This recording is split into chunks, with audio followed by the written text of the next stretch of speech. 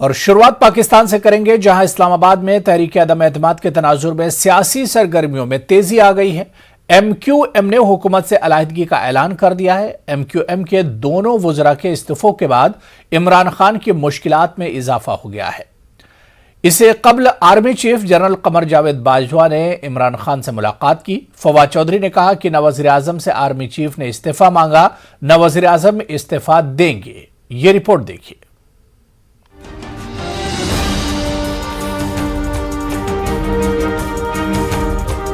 پاکستان میں سیاسی بحران گہرا ہوتا جا رہا ہے۔ قیاس آرائیاں بھی جاری ہیں کہ عمران خان وزارت عظمیٰ سے استعفیٰ دے سکتے ہیں۔ ان قیاس آرائیوں کو مزید ہوا اس وقت ملی جب army chief general Qamar Javed Bajwa اور آئی ایس آئی کے director general lieutenant general Nadeem Anjum Imran Khan سے ملاقات کے لیے پہنچے۔ پاکستانی وزیر داخلہ شیخ رشید نے دعویٰ کیا ہے کہ عمران خان کے استعفے کا سوال ہی پیدا نہیں ہوتا۔ عمران خان آخری گیند تک لڑیں گے۔ عمران خان نے حال ہی میں دعویٰ کیا تھا کہ ان کی حکومت گرانے کے لیے بیرون ملک سے سازش رچی گئی ہے۔ فواد چودھری نے بھی دعویٰ کیا کہ عمران خان آخری گیند تک کھیلنے کے کھلاڑی ہیں۔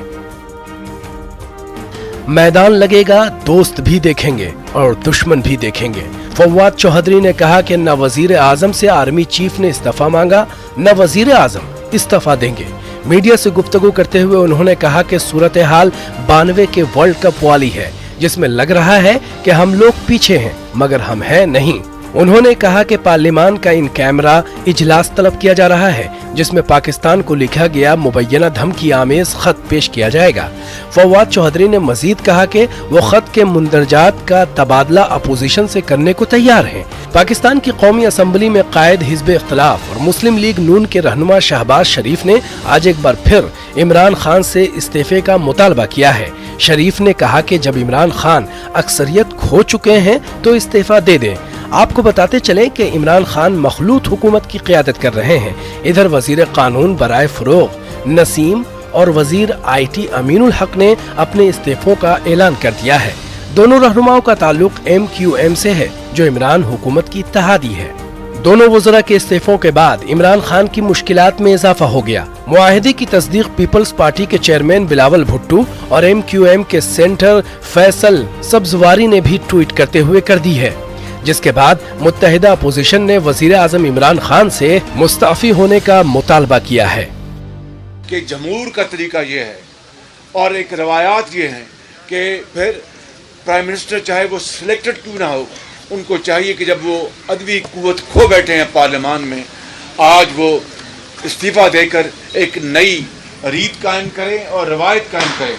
اگر وزیر اعظم صاحب کے پاس کوئی آپشن نہیں رہا، وہ وزیر اعظم نہیں رہا، یا استعفیٰ دینا ہے یا آپ اتنا دیر نہیں بھاگ سکتے ہو، آئے پارلیمان کا سیشن کل ہی ہے، کل ہی ووٹنگ رکھتے ہیں اور اس معاملہ کو سیٹل کرتے ہیں۔ ڈرامے مت بناؤ، خط آیا ہے پھر دھمکیاں دیا، کسی نے دھمکی نہیں دیا۔ آپ کی حیثیت وہ نہیں ہے کہ جس کو امریکہ یا اس لیول کا کوئی ملک آپ کو دھمکیاں دے۔ اپنی سیاست خراب کرنی ہے، انہوں نے اپنے آپ کو آپ کے لیول پہ لانا ہے، تم ہو کیا چیز کہ آپ اس قسم کی باتیں کرتے ہیں اپنے آپ کو بڑا بنانے کے لیے۔ پاکستان کی قومی اسمبلی کے ارکان کی کل تعداد 342 ہے، جس کی اکثریت 172 ہے۔ پی ٹی آئی کی قیادت میں اتحاد 179 ارکان کی حمایت سے قائم کیا گیا تھا، جس میں عمران خان کی پی ٹی آئی کے 155 ارکان تھے اور 4 بڑے اتحادی متحدہ قومی موومنٹ پاکستان مسلم لیگ قائد، بلوچستان عوامی پارٹی اور گرینڈ ڈیموکریٹک الائنس کے بالترتیب 7، 5، 5 اور 3 اراکین ہیں۔ عمران خان کی صورتحال اس لیے نازک ہے کہ 4 میں سے 3 اتحادیوں یعنی M Q M P, P M L قاف اور بی اے پی نے اپوزیشن کی تحریک عدم اعتماد کی حمایت کا اظہار کیا ہے۔ اس کے علاوہ حکمراں جماعت پی ٹی آئی کے 40 سے زائد ارکان اسمبلی 25 مارچ کو ہونے والے عدم اتحاد کے قومی اسمبلی کے اجلاس کے روز ہی غائب ہو گئے۔ عمران خان نے کہا کہ پارلیمانی جمہوریت میں تحریک عدم اعتماد ایک جمہوری حق ہے، لیکن ان کے بقول موجودہ تحریک عدم اعتماد غیر ملکی طاقتوں کی مالی امداد ہے۔ وزیر اعظم نے کہا کہ بیرونی طاقتیں پاکستانی عوام کے لیے کام کرنے والی قیادت کو قبول نہیں کر سکتی۔ Bureau report, news 18 Urdu. एमिटिल anti lynching act पर अमेरिकी सदर जो बाइडेन के दस्तखत के बाद अब मॉब लिंचिंग अमेरिका में नफरत अंगेज जुर्म बन गया है। इस एक्ट के तहत कसूरवारों को 30 साल तक की कैद और जुर्माना भी आयद किया जा सकता है। ये रिपोर्ट देखिए।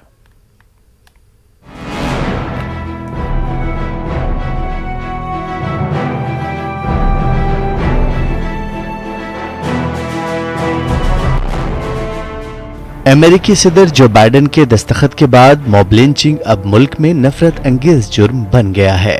बाइडेन ने मंगल को एक न्यूज कॉन्फ्रेंस में कहा कि मैंने अभी अभी एमिटिल एंटी लिंचिंग एक्ट पर दस्तखत किया है, जो मुल्क में लिंचिंग को नफरत अंगेज जुर्म बनाता है।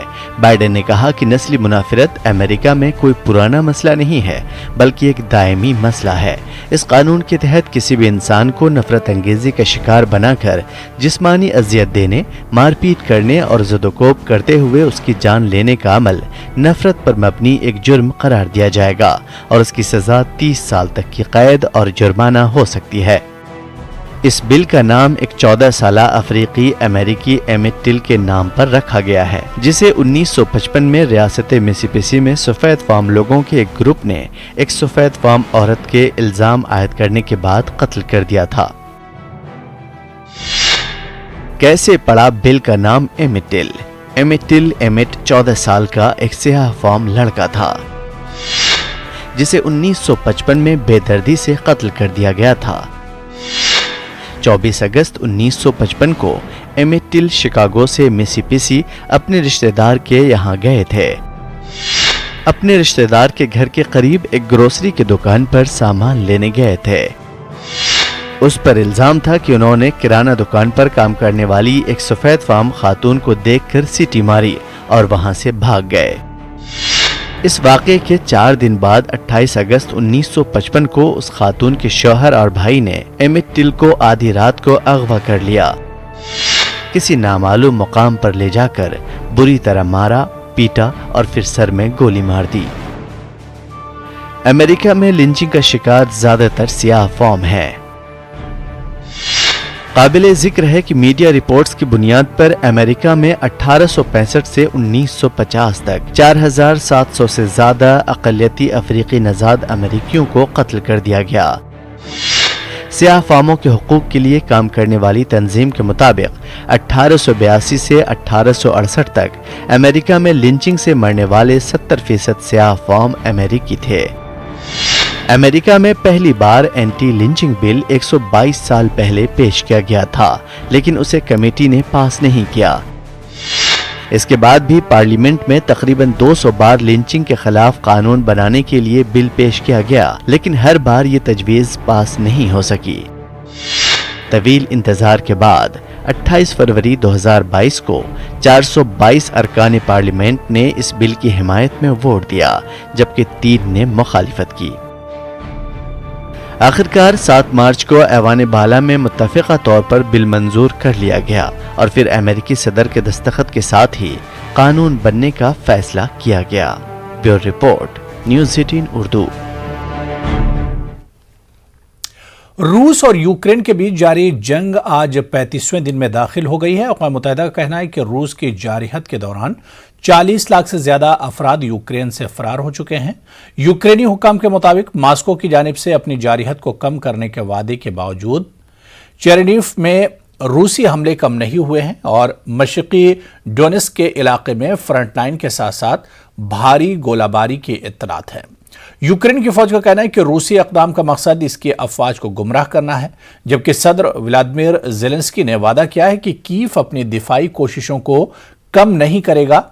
क्रेमलिन ने इस्तांबुल में मास्को और कीव के वफूद के दरमियान होने वाली बातचीत के बाद पेशरफ्त की उम्मीदों को मुस्तरद करते हुए कहा कि बातचीत में कोई पेशरफ्त नहीं हुई।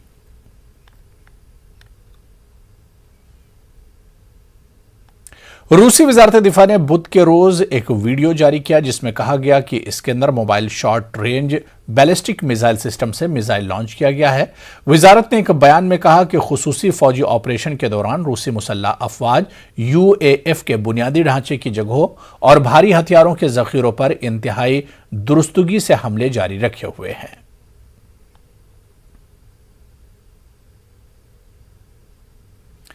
چین نے بدھ کے روز استنبول میں روس اور یوکرین کے درمیان جنگ بندی کے مذاکرات کے بعد دونوں سے اپنے تنازع کے پرامن تصفیے تک پہنچنے کا مطالبہ کیا۔ چینی وزارت خارجہ کے ترجمان وانگ وینبن نے پریس کانفرنس میں کہا کہ ہم نے نوٹ کیا کہ روس اور یوکرین دونوں نے مذاکرات میں مثبت اشارے دیے ہیں اور ہم نے ہمیشہ اس بات کو برقرار رکھا ہے کہ یوکرین کے بحران کو حل کرنے کا واحد صحیح طریقہ مذاکرات ہیں۔俄乌双方在谈判当中都释放出积极信号。我们一贯主张，对话谈判是解决乌克兰危机的唯一正确途径。我们呼吁俄乌双方坚持对话谈判的大方向，相向而行，就政治解决方案形成共识，避免局势进一步升级，早日恢复和平。 चलिए यहां पर रुकेंगे फिलहाल छोटे से ब्रेक के लिए।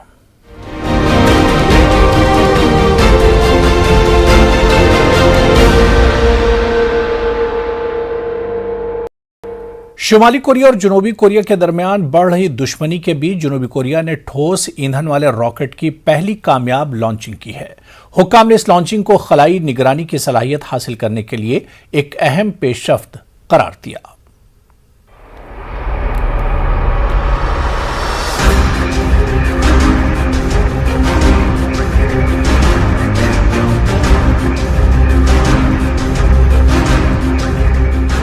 जनूबी कोरिया ने ठोस ईंधन वाले रॉकेट की पहली कामयाब लॉन्चिंग की है।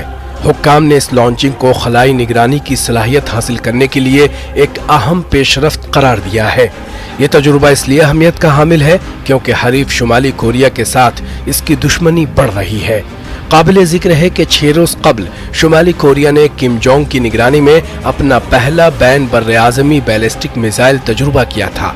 इस तजुर्बे को बाइडन इंतजामिया पर दबाव बढ़ाने की वाज़ेह कोशिश के तौर पर देखा गया था। जनूबी कोरिया के वजारत दिफा ने एक बयान में कहा कि जनूबी कोरिया जल्द ही ठोस ईंधन वाले रॉकेट पर एक जासूसी सैटेलाइट मदार में भेजेगा। जनूबी कोरिया के पास इस वक्त अपना कोई फौजी जासूसी सैटेलाइट नहीं है और वो शुमाली कोरिया में स्ट्रेटेजिक तंसीबात की निगरानी के लिए अमरीकी जासूसी सैटेलाइट का सहारा ले रहा है।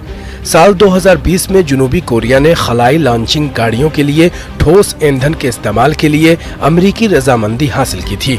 ये पाबंदी जो वाशिंगटन ने पहले अपने अहम एशियाई इत्तेहादी पर इस खदशात के बाइस आयद की थी कि इसे बड़े मिसाइल बनाने और इलाकाई हथियारों की दौड़ को मुतहरिक करने के लिए इस्तेमाल किया जा सकता है।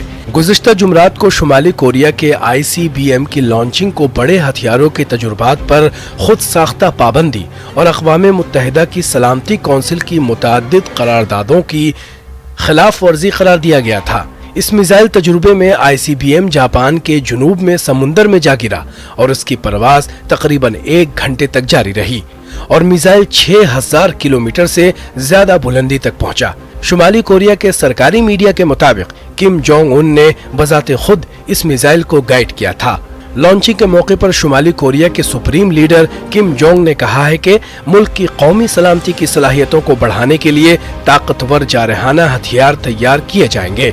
किम जोंग ने कहा कि अपनी उभरती हुई नस्ल को किसी भी किस्म के खतरे से बचाने के लिए एक मजबूत दिफाई तरीक़ेकार की जरूरत है।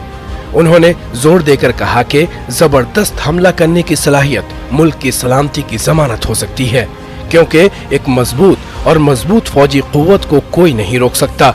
शुमाली कोरिया के बढ़ते हुए जौहरी खतरात से निमटने के लिए जनूबी कोरिया ताकतवर रवायती मिसाइल, स्टील्थ फायर जेट और दीगर हाईटेक हथियारों के निजाम बना रहा है और खरीदार रहा है, लेकिन जनूबी कोरिया के पास फिलहाल कोई जौहरी हथियार नहीं है और ये अमरीकी एटमी छतरी के तहफ्फुज में है जो इसके इत्तेहादी पर हमले की सूरत में रद्द अमल की जमानत देता है।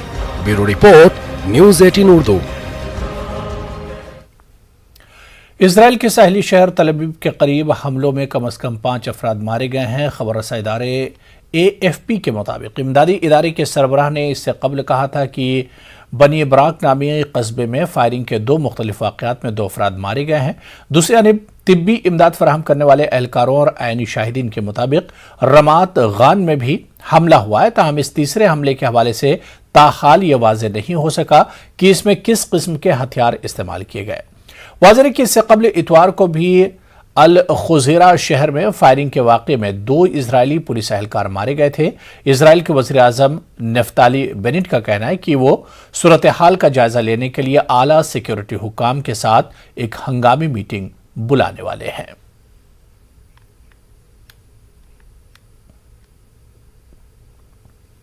امن اور تعلیم سے وابستہ امریکی کارکنوں کے گروپ نے بدھ کے روز طالبان کی وزارت تعلیم کے عہدیداروں سے ملاقات کی تاکہ تمام طلباء کی اسکول واپسی پر زور دیا جا سکے، کیونکہ اس ماہ کے شروع میں طالبان حکومت نے 6ٹھی جماعت کے بعد لڑکیوں کو اسکول واپس جانے کی اجازت دینے کے اپنے وعدے کو توڑ دیا۔ اس اقدام نے پوری دنیا کو حیران کر دیا۔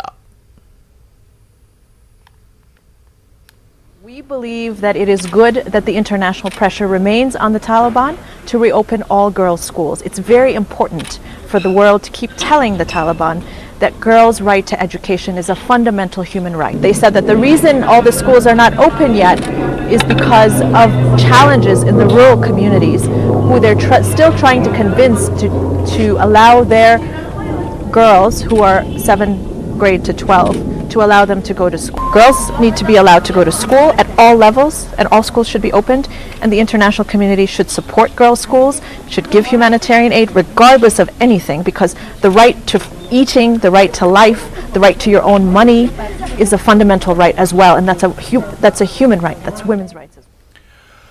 اردن کے شاہ عبداللہ دوم نے عمان کے شاہی محل میں اسرائیل کے صدر کا استقبال کرتے ہوئے مشرق وسطی میں تشدد کی مذمت کی۔ بات چیت اسرائیلی، اردنی اور فلسطینی رہنماؤں کے درمیان حالیہ ملاقاتوں کے سلسلے میں تازہ ترین تھی، جس کا مقصد اگلے ماہ یہودی، عیسائی اور مسلمانوں کی بڑی تعطیلات سے قبل کشیدگی کو کم کرنا تھا۔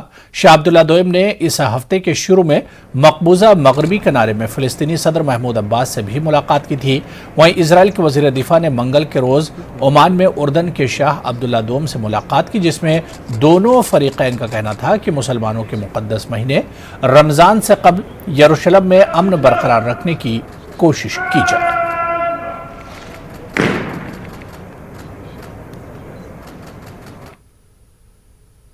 لیجنڈری آسٹریلیائی لیگ اسپنر شین وارن کو میلبرن کرکٹ گراؤنڈ پر خراج عقیدت پیش کیا گیا۔ اس موقع پر بڑی تعداد میں شین وارن کے چاہنے والے موجود تھے۔ رواں ماہ کے آغاز میں 52 سال کی عمر میں تھائی لینڈ کے شہر میں چھٹیوں کے دوران دل کا دورہ پڑنے سے شین وارن انتقال کر گئے تھے۔ سابق لیگ اسپنر شین وارن کا شمار عظیم ترین کرکٹرز میں کیا جاتا ہے۔